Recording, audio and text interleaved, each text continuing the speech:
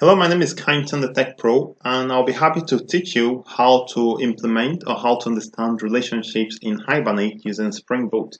So I'm illustrating it using two tables. We have the department table and the student table. So we have the intuition to be that in the department, there can be many students. So we can say one department, many students. And also in the student side, we can have many students, one department. So that's how that is called many-to-one. That is, many students can be in one department. Already you know that in SQL, this will be a bit easy because you simply go to the student table and simply add the department. So you simply go to the student table and add department's ID, and that's all. But we cannot really do this in Hibernate. So let's go and see how it actually works. So here I've set up two classes, the department class, and I annotated it with entity annotation so that I will allow Hibernate to manage creation of the tables for me. And also the ID field is annotated with @ID. In the same way, the students class is annotated with @entity, and the ID field is annotated with @ID. Of course, I have the constructor. I also have the getters and the setters. So I'm going to run this application, and then let's see what tables are actually created. I've also set up H2 database, and this is a setting for H2 database, and the database name is CoolDB, so that we can actually go to the H2 console and see what tables are created for us. So at this point, I'm going to run this application, and we are going to see what tables are created. At this point, there is no relationship defined between these two entities or these two classes. So let's go to the H2 console now that the application is running, and let's see what is happening there. So if I go to HTTP localhost and I want to go to H2 console, and now the name of the database is CoolDB. So I'm going to just test connection, and connection is okay, and I say connect. So at this point, you can see that we have the department table has been created with ID, description, and name. And we also have the student table have been created with ID, first name, and last name. So everything is working perfectly. The challenge now is that there is no relationship between them. How do you tell Hibernate that department can have a list of students? Again, that is very easy. Just go to Spring. And in department, we simply say that it should also have a list of students. So I'm going to just come down here and say list of students,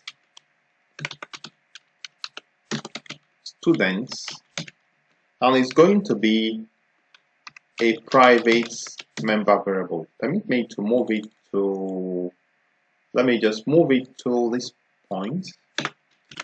So at this point, we've made a first move in adding relationship to our database. So at this point, we now have list of students, and now let's run it so that we actually see what is happening under the hood. Let's see what changes will be made to our tables in H2 console. Now we've told the Hibernate that a department can have many students, and now we are having an error, and that error is simply telling us that we've actually missed out one annotation.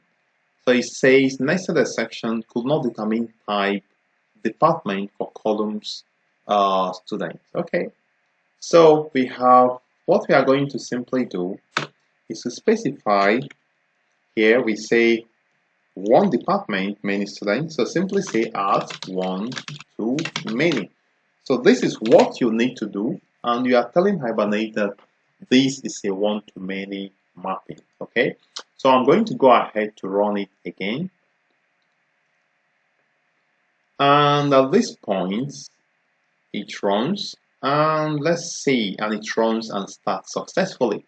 So let's see what changes has been made in the table. So if I go to refresh this table and I connect and I go to departments table, you can see that we have department table is okay, and that is fine. But additional table has been created called department students. So what is happening here is that departments table is creating another table called department students that actually handles this mapping. Alright, let's see what next to do. We are going to solve this problem after now.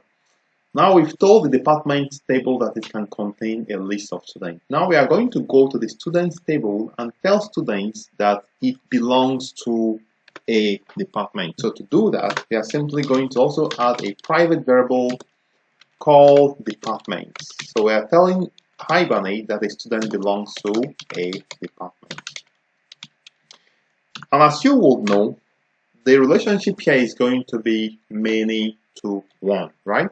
Because we have in the department, we have one to many, and in this case, we have many to one. So we have at many to one, okay? All right, so at this point, we are going to also run it, and let's see what changes we have. This is going to really be an interesting thing to see. So let's see. So in this case, both tables can manage the relationship. So let's see what happens. So I'm going to go back to head to console. I'm going to refresh and I'm going to connect. Boom. So we have departments. We have department ID and description, and department have created department and students table.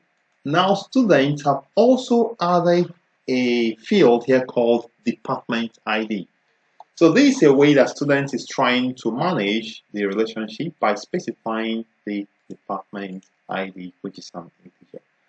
All right, so now we have three tables, but the question now is, do we actually really need this second table called department students?